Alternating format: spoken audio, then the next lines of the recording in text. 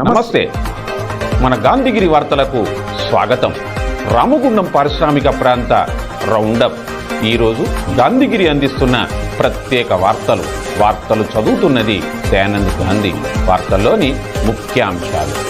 Ramagundam MLA press meet, ward సందర్శనలో mayor, విద్యా సంస్థల బంధు విజయవంతం, ఘనంగా బొంకూరి శంకర్ పుట్టినరోజు వేడుక. వివరాలు. ఈ రోజు గాంధీగిరి వార్తలను సమర్పిస్తున్నది శ్రీకాంత్ కంటి దవాఖానా. కోల్బెల్ కు కంటిపాప, అన్ని వర్గాలకు వెలుగు కిరణం. డాక్టర్ శ్రీకాంత్ సారథ్యంలో వైద్య సేవల్లో శ్రీకాంత్ కంటి దవాఖానా. ఏప్రిల్ 15 నుండి ప్రతి గురువారం ఉచిత వైద్య నేత్ర శిబిరం. కంటి పొరకు ఆపరేషన్ 5,000 రూపాయలకే చేయబడును. లక్కం భిక్షపతి కార్యనిర్వహణలో శ్రీకాంత్ కంటి దవాఖానా, లక్ష్మీనగర్, గోదావరికని. Phone number 8074911632. అబద్ధ ప్రచారాలతో ప్రజలను మోసం చేయలేరని రామగుండం ఎమ్మెల్యే రాజ్ ఠాకూర్ మక్కాన్ సింగ్ అన్నారు. రామగుండం ఎమ్మెల్యే క్యాంపు కార్యాలయంలో ఈరోజు జరిగిన ప్రెస్ మీట్లో ఎమ్మెల్యే మాట్లాడారు. గత ప్రభుత్వం తెలంగాణను అప్పుల రాష్ట్రంగా మార్చిందని, ప్రస్తుత ముఖ్యమంత్రి రేవంత్ రెడ్డి నాయకత్వంలోని కాంగ్రెస్ ప్రభుత్వం రాష్ట్ర ఆర్థిక వ్యవస్థను గాడిలో పెడుతూ సంక్షేమ పథకాల అమలు, అభివృద్ధి కార్యక్రమాలు సమర్థవంతంగా ముందుకు తీసుకువెళ్తున్నారన్నారు.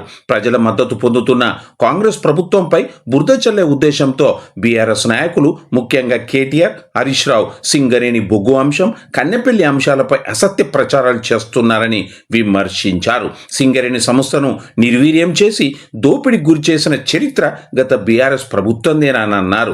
బీఆర్ఎస్ నాయకులు చేస్తున్న అబద్ధ ప్రచారాలను ప్రజలు నమ్మే పరిస్థితుల్లో లేరని, ప్రజలు వాస్తవాలను గమనిస్తున్నారన్నారు. గత ప్రభుత్వంలో గడీల పాలన ఉంటే ప్రస్తుత ప్రజల కోసం పనిచేసే ప్రజా పాలన కొనసాగుతుందన్నారు. ఈ ప్రెస్ మీట్లో రామగుండం నగర మేయర్ మహంకాళి స్వామి, డిప్యూటీ మేయర్ పాతపల్లి ఎల్లయ్య, కార్పొరేటర్లు, నాయకులు తదితరులు ఉన్నారు. కేటీఆర్ గారు, హరీష్ రావు గారు ఒకరి తర్వాత ఒకరు పోటీ పడి, ఒకరేమో ఇతర ప్రాంతాల నుండి బొగ్గు ప్రాంతాల్లో బొగ్గు గనుల గురించి మాట్లాడతారు. 10 సంవత్సరాల కాలంలో మీరు మనం అందరం కలిసి సింగరేణిని ఏ రకంగా దోచుకుంటున్న అంశంలో మనం అందరం మాట్లాడినాం, అందరం పోరాటం చేస్తాం. మీడియా మిత్రులు కూడా ప్రతిసారి పాయింట్అవుట్ చేసి అనేక రకాల వార్తలు ప్రజల పక్షాన మీరు పోరాటం చేయడం. టీబీజీ కేసు అనేది ఒక వ్యవస్థ, దాంట్లో ఉన్నటువంటి వాళ్ళను వాళ్ళే అరెస్ట్ చేసి ఉద్యోగాలు మెడికల్ అన్ఫిట్ బోర్డు అయితే ఉందో వాళ్ళే విజిలెన్స్ పెట్టి ఆపేసారు. మారుపేర్ల అంశాన్ని ప్రతి సమావేశంలో మాట్లాడుతూ వాళ్ళే పెండింగ్ పెట్టారు. సింగరేణి కార్మికుడికి రావాల్సినటువంటి ప్రతి ఒక్క అంశాన్ని, సింగరేణి వ్యవస్థను పూర్తిగా గంగల కలిపే ప్రయత్నం, యుద్ధ ప్రతిపాదన చేసినటువంటి సింగరేణి దోపిడీ చేసిన చరిత్ర వాళ్ళ గత పాలకులు. 45,000 కోట్లు ఇవాళ ఇంట్రెస్ట్తో కలుపుకుంటే సుమారుగా సింగరేణికి రావాల్సినటువంటి బకాయిలు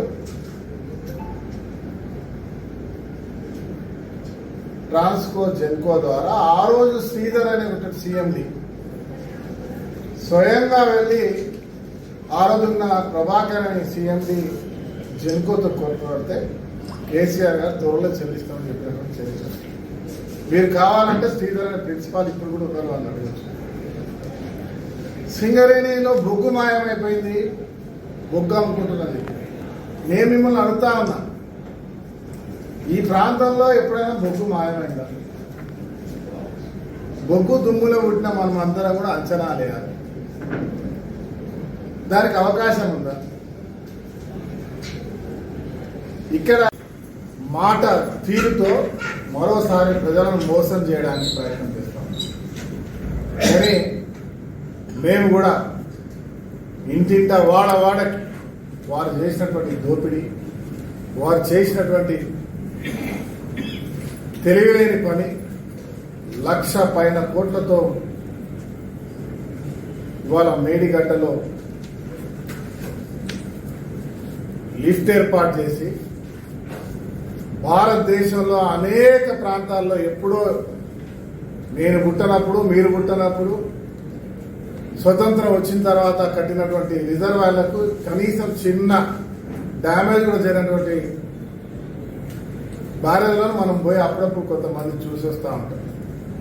కట్టిన కొన్ని రోజులకే కూలిపోయినటువంటి చరిత్రలో నిలిచిపోయినటువంటి బ్యారేజ్ ఏదైనా ఉందంటే అది మేడిగడ్డ.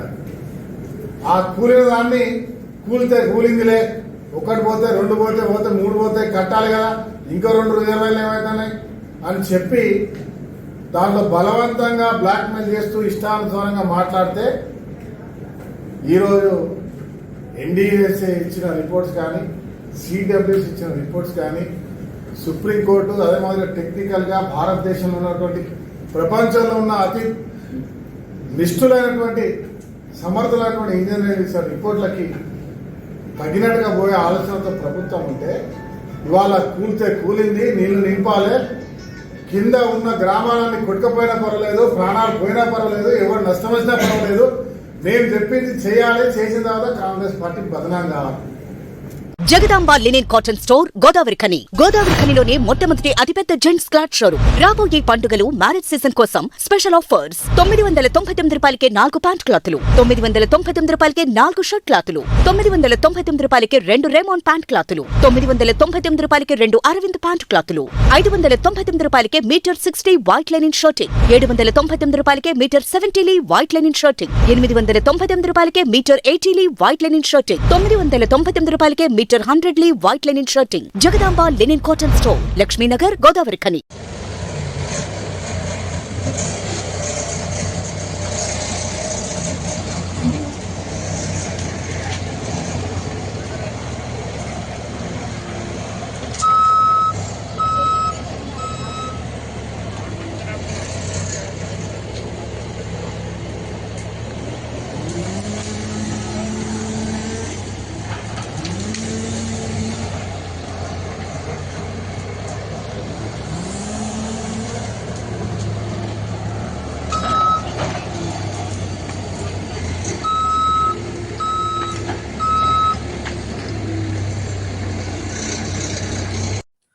ఎన్నో ఏళ్లుగా పరిష్కారం కాకుండా ప్రజలను ఇబ్బందులకు గురిచేస్తున్న దీర్ఘకాలిక సమస్యలను కూడా వార్డు సందర్శనలో పరిష్కరిస్తున్నట్లుగా రామగుండం నగర మేయర్ మహంకాళి స్వామి అన్నారు. వార్డు సందర్శనలో భాగంగా అదనపు కలెక్టర్ స్థానిక సంస్థలు కమిషనర్ జె అరుణశ్రీతో కలిసి ఈరోజు 23వ డివిజన్ ప్రగతి నగర్లో పర్యటించారు. ఈ సందర్భంగా ప్రగతి నగర్ కాలువ నుండి ప్రవహిస్తున్న నీరు ఎన్టీపీసీ ప్రహారీ గోడ పక్కన కొన్ని ఏళ్లుగా నిలిచిపోయి ఉన్న విషయాన్ని స్థానిక కార్పొరేటర్ బెంద్రం సునీత రాజిరెడ్డి ఆయన దృష్టికి తీసుకువచ్చారు. మేయర్ ఆదేశాలతో జేసీబీ యంత్రాలు, బ్లేడ్ ట్రాక్టర్ సహాయంతో చెట్ల గువ్వలన్నింటినీ తొలగించి కాలువ శుభ్రం చేశారు. ఎన్టీపీసీ పీటీఎస్ లోపల వైపు ఉన్న డ్రైనేజ్లోకి ఈ నీరు వెళ్లేలా చేశారు. మేయర్, కమిషనర్ పీటీఎస్ లోపలికి వెళ్లి ఈ కాలువకు అనుసంధానంగా ఉన్న అక్కడి కాలువ కూడా శుభ్రం చేయించి తట్టుకున్న వ్యర్థాలను తొలగించడంతో నిలువ ఉన్న నీరు ప్రవహించడం ప్రారంభమై కొన్నేళ్లుగా ఇంకిపోయిన తప్ప మరో మార్గం లేని కాలువకు మోక్షం లభించింది. మేయర్, కమిషనర్ తీసుకున్న ఈ చొరవతో ప్రగతి నగర్ నుండి వస్తున్న కాలువ ఏ ఆటంకం లేకుండా సాఫీగా ప్రవహిస్తుండడంతో స్థానికులు హర్షం వ్యక్తం చేశారు. ఈ కార్యక్రమంలో నగరపాలక సంస్థ deputy commissioner Nayani Venkataswamy, TPS Naveen, junior assistant Chandra Reddy, sanitary జవాన్ సంపత్, ఏకో వారియర్స్ కన్సల్టెన్సీ బృంద సభ్యులు Swaroop, Mahendra, water supply supervisor Sashi Kumar తదితరులు ఉన్నారు.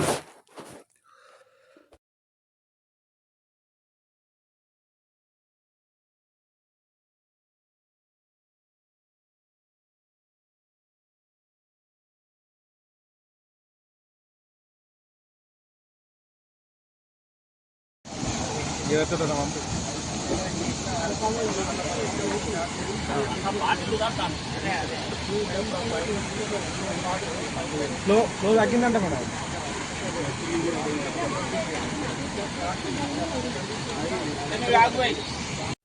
రామగుండం పారిశ్రామిక ప్రాంతంలో వామపక్ష విద్యార్థి సంఘాలు తలపెట్టిన రాష్ట్ర వ్యాప్త విద్యా సంస్థల బంద్ ఏఎస్ఎఫ్ ఆధ్వర్యంలో విజయవంతమైంది. ఈ సందర్భంగా సంఘ పెద్దపల్లి జిల్లా కార్యదర్శి రేణికుంట్ల ప్రీతం మాట్లాడుతూ రాష్ట్రంలో 27,000 ప్రభుత్వ పాఠశాలలను 4,000 కుదించాలనే ఆలోచనను మానుకోవాలని, విద్యాశాఖకు మంత్రిని కేటాయించాలని, ప్రభుత్వ పాఠశాల విద్యార్థులకు 2 జతల యూనిఫామ్స్, పాఠ్య పుస్తకాలను అందించాలని, మధ్యాహ్న భోజన పథకానికి నిధులు పెంచి అక్షయపాత్ర, ఇస్కాన్, మన్నా సంస్థలకు కాకుండా మహిళా సంఘాలకు అప్పగించాలని, ప్రైవేట్ కార్పొరేట్ విద్యా వ్యాపారాన్ని అరికట్టి ఫీజుల నియంత్రణ చట్టం చేయాలని డిమాండ్ చేశారు. ఈ కార్యక్రమంలో సంఘ నాయకులు తడిగొప్పుల అనూష్, సాయి, అభిషేక్, మండల పేరు గణేష్, అమరేందర్, రాహుల్, జీవన్ తదితరులు ఉన్నారు. రాష్ట్రవ్యాప్త విద్యా సంస్థల బంద్ను రాష్ట్రవ్యాప్త విద్యా సంస్థల బంద్ను రాష్ట్రవ్యాప్త విద్యా సంస్థల బంద్ను రాష్ట్రవ్యాప్త విద్యా సంస్థల బంద్ను రాష్ట్రవ్యాప్త విద్యా సంస్థల బంద్ను వామపక్ష విద్యార్థి సంఘాలు తలపెట్టినటువంటి రాష్ట్రవ్యాప్త విద్యా సంస్థల బంద్ను వామపక్ష విద్యార్థి సంఘాలు తలపెట్టినటువంటి నేటి రాష్ట్రవ్యాప్త విద్యా సంస్థల బంద్ను పెద్దపల్లి జిల్లా కేంద్రంలో గోదావరిఖనిలో విజయవంతం చేయడం జరిగింది. ఈ రోజు వామపక్ష విద్యార్థి సంఘాలు ప్రత్యేకమైన డిమాండ్స్ పెట్టడం జరిగింది. విద్యా రంగానికి విద్యాశాఖ మంత్రిని కేటాయించాలని, అదే విధంగా పెండింగ్ లో ఉన్నటువంటి స్కాలర్షిప్ ఫీజు రియంబర్స్మెంట్ ని వెంటనే విడుదల చేయాలని, అదే విధంగా విద్యార్థులకు ఉచిత రవాణా సౌకర్యం కల్పించే విధంగా ఉచిత బస్ పాస్లను పంపిణీ చేయాలని చెప్పేసి, అదే విధంగా ఫీజుల నియంత్రణ చట్టాన్ని అమలు చేయాలని చెప్పేసి, అదే విధంగా విద్యా హక్కు చట్టాన్ని అమలు చేసి 25% పేద విద్యార్థులకు ఇవ్వాలని చెప్పేసి, అదే విధంగా అద్దె భవనాల్లో ఉంటున్నటువంటి విద్యార్థులకు సొంత భవనాలను ఏర్పాటు చేయాలని చెప్పి, అదే విధంగా పెరిగినటువంటి మెస్ కాస్మెటిక్ ఛార్జీలకు అనుగుణంగా ధరలను పెంచాలని చెప్పేసి, అదే విధంగా నూతన జాతీయ విద్యా విధానం 2020ని రద్దు చేయాలని అసెంబ్లీలో తీర్మానం ప్రవేశపెట్టాలని, అదే విధంగా ఫీజుల నియంత్రణ చట్టాన్ని అమలు చేయాలని ప్రత్యేకమైన డిమాండ్లతో వామపక్ష విద్యార్థి సంఘాలు ఈ రోజు రాష్ట్ర వ్యాప్త బంద్కు పిలుపుకోవడం జరిగింది. ఈ బంద్కు సహకరించినటువంటి ప్రైవేట్ కార్పొరేట్ ప్రభుత్వ పాఠశాలలకు ప్రత్యేకమైనటువంటి ధన్యవాదాలు తెలియజేస్తా ఉన్నాను. Happy birthday to you, Mokshama. Happy birthday to you. Happy birthday to you. Happy birthday to you. Happy birthday. నాయకత్వానికి నిలువుటద్దం బొంకూర్ శంకర్ అని పలువురు పేర్కొన్నారు. టీఎన్జిఓ యూనియన్ పెద్దపల్లి జిల్లా అధ్యక్షుడు జేసీ చైర్మన్ బొంకూర్ శంకర్ పుట్టినరోజు సందర్భంగా ఈరోజు జ్యోతి గాంధీ ఫౌండేషన్ నిర్వహణలో టీఎన్జిఓ సెంట్రల్ నేత సందీప్ నేతృత్వంలో జనగామ గ్రామంలో 2 అంగన్వాడీ బడుల విద్యార్థులకు స్కూల్ బ్యాగులను అందించారు. అంగన్వాడీ బడుల టీచర్లు రజిత, అరుణ ఆధ్వర్యంలో జరిగిన ఈ కార్యక్రమంలో శారద, నర్మద, రమ తదితరులు ఉన్నారు.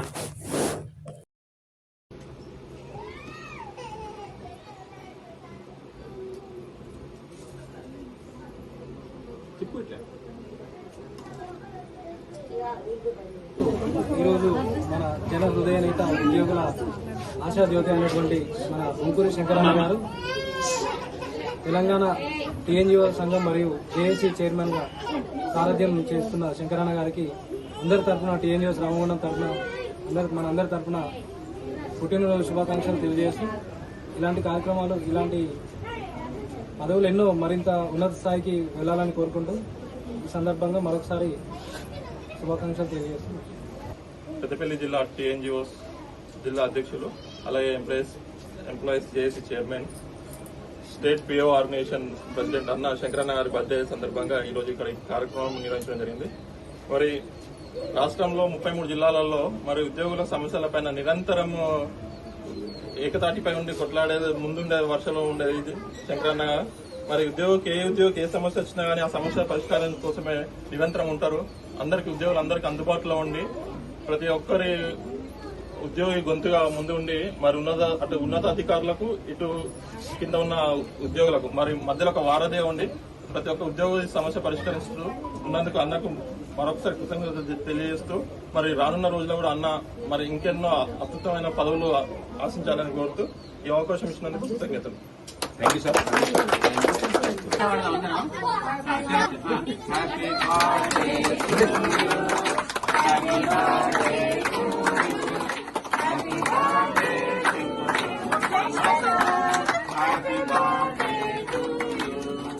Happy birthday to you.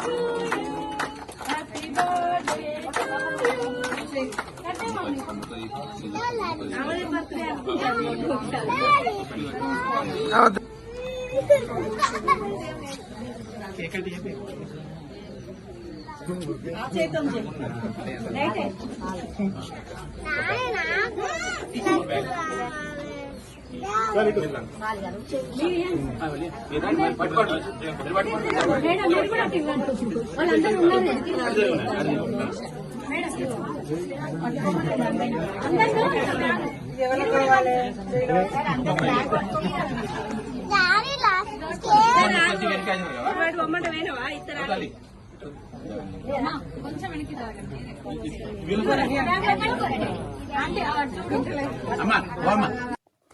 సౌందోల గ్రామ పంచాయతీ ఒక విప్లవకర నిర్ణయంతో ప్రపంచాన్ని అబ్బురపరిచిందని, ఆ గ్రామం చైతన్యాన్ని చాటిందని, ఆ గ్రామం ఆ రాష్ట్రానికి కాదు యావత్ దేశానికి ఆదర్శమని, ఎవరో పెట్టిన కులాన్ని మతాన్ని మేమెందుకు మోయాలని, మేమెందుకు కుల మతాలతో నలిగిపోవాలని వారు ఎంతో చైతన్యంతో ధైర్యంతో ముందడుగు వేయడం హర్షదాయకమని న్యూ ఇండియా పార్టీ నేతలు వేముల అశోక్, డాక్టర్ జేవి రాజు అన్నారు. గోదావరిఖని ప్రెస్ క్లబ్లో ఈరోజు జరిగిన ప్రెస్ మీట్లో వారు మాట్లాడారు. ఈ ప్రెస్ మీట్లో జనగామ తిరుపతి, రణవీణ సతీష్, చాణక్య యాదవ్, రణవేణి లక్ష్మణ్ తదితరులు ఉన్నారు.